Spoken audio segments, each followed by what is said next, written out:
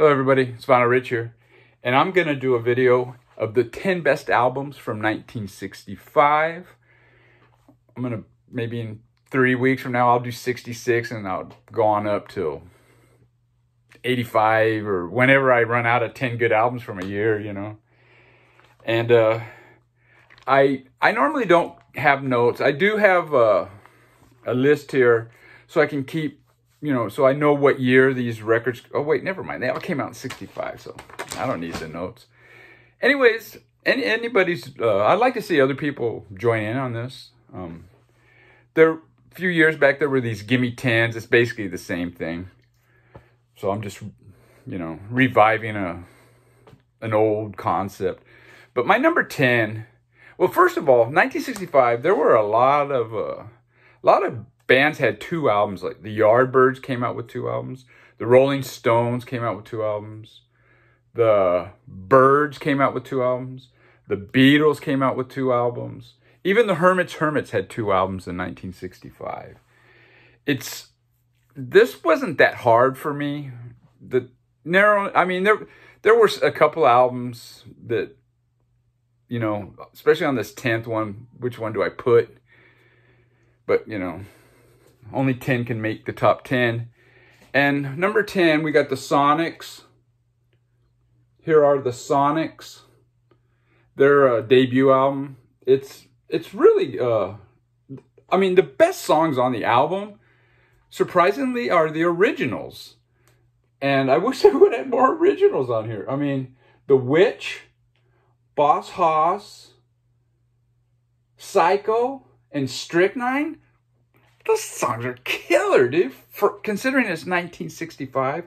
Now, this band and this album would go on and influence a lot of garage rock and punk rock bands. And you could argue that this is maybe one of the most influential albums in rock history, you know. And it's fantastic. It's got a lot of covers, you know, Good Golly Miss Molly, and they do a really good version of Money, though. But yeah, very good album. Highly recommend. It's real rough. It's real garagey. It's not a audiophile. Now, number 9 is a great blues album, and it's Son House, the legendary Son House, father of the folk blues. Now, I believe Alan Wilson from Canned Heat tracked this guy down and talked him into making this album. He had quit the music industry. He got religious and he just dropped it. And yeah, there's even a Preaching Blues on here. It's just fantastic. It's just, for the most part, it's just him and his guitar. The Alan Wilson, Blind Owl, Alan Wilson plays harmonica on Empire State Express, I believe, and Levy Camp Moan, and it's just fantastic, dude. He is such a great harmonica player. I mean, after he passed away, Canned Heat just wasn't the same. And yeah, this is a demonstration, not for sale. At least that's what it's stamped on the record. But anyways, it's just a fantastic album. A lot of people, there's the rumor that Robert Johnson made a deal with the devil, and that's all of a sudden he was a great guitar player. What actually happened is he went up into the Mississippi Hills and started learning from this guy. Fantastic. Number 8 is Buck Owens. I've Got a Tiger by the Tail. Buck Owens had so many great albums in the 60s, but this might be the best of the bunch. There is not a bad song on this album, man.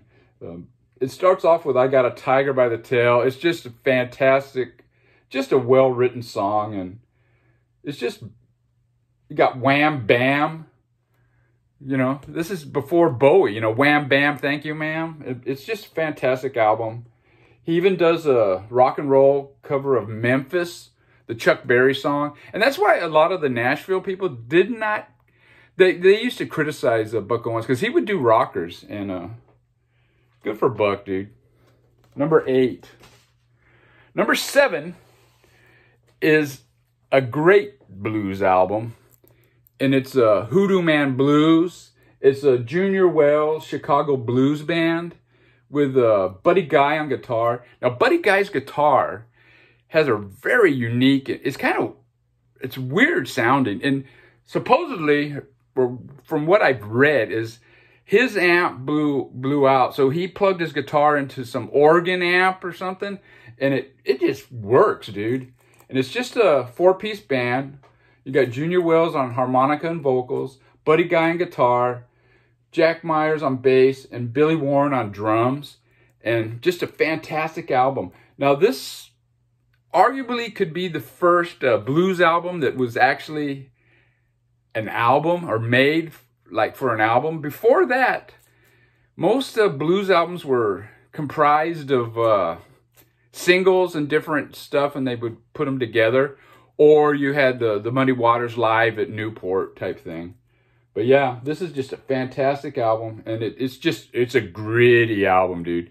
See, this to me is the blues, just down and gritty, you know? None of that clean mo-fi crap. Here we go. Next one. Is this number 6? Rolling Stones Now. Just a fantastic album. They had 2 albums. This is an American release. The Rolling Stones had, their other album had Satisfaction on it, which I could argue that it's the best song from 1965, but I don't think the rest of the album is quite as good as this. I mean, it starts off with, and there's no real big hits. I guess Everybody Needs Somebody to Love was kind of a hit for them. And then you got Down Home Girl, which it's just a fantastic, the guitar hook in it is just great. You Can't Catch Me is another good song. It's a Chuck Berry song, yeah. But the very beginning of it sounds like Good Morning Little Schoolgirl, you know? Yeah, it's just Heart of Stone, What a Shame. And then Mona, the Bo Diddley song, and side 1. Now, Down the Road a Piece starts side 2. And to me, it's the weakest song on the album. It's kind of just a regular kind of rock and roll song. And then it's followed by Off the Hook, a Jagger Richards original. And it's just fantastic, dude. I love that song. And it could be my favorite song on the album, but that's saying kind of a lot. Actually, there's a lot of covers on here, but the Jagger and Richards songs are right up there, man. They're just great, you know? And I don't know what else I'm going to say about that, you know? It just really good shit. Number 5, making sure, is the Byrds' debut, Mr. Tambourine Man. Just one of my favorite bands from the 60s. Their version of Mr. Tambourine Man, I think, is better than Bob Dylan's version.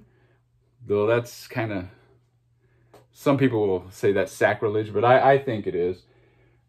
I'll Feel a Whole Lot Better. The Gene Clark song follows it, and it's great, man. It's just a great album. And what a great band. It's too bad that they didn't stay together a little longer. But that said, I don't think the Byrds really made a bad album, even after David Crosby left, and even after, you know, that Sweetheart of the Rodeo disaster. I mean, people nowadays, they'll say, oh, that's my favorite Byrds album. It was a turd, man. When that came out, nobody liked it. And it ruined the Byrds' career. They never had a top 10 hit after that. But yeah, this is a great album, their debut. Their other album that came out in 65, Turn, Turn, Turn. I don't think it's quite as strong as this album, though Turn, Turn, Turn is one of the best songs from 65. Now, my number 4 is Bob Dylan, Bringing It All Back Home. I mean, this probably was a shocker for the folkies. I mean, it starts out with Subterranean Homesick Blues. It's got electric guitars, and it's a ragtag sound, kind of. But it's just driving, and I don't think the folkies really liked it. I think it's a great song. She Belongs to Me. Then you got Maggie's Farm. And, you know, everybody knows this album. Mr. Tambourine Man starts off side 2. Gates of Eden. And it ends with It's All Over Now, Baby Blue. Just a fantastic album. And it's my number 4.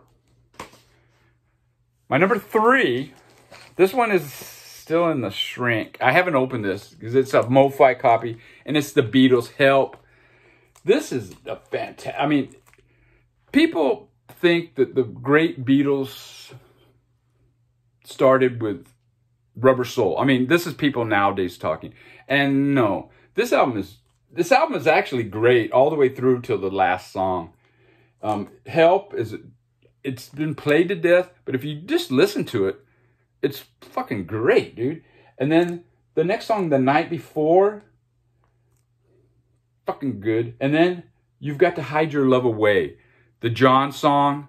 I mean, this is some great singing, great songwriting, and it's just side 1 is just fantastic, and it ends with Ticket to Ride.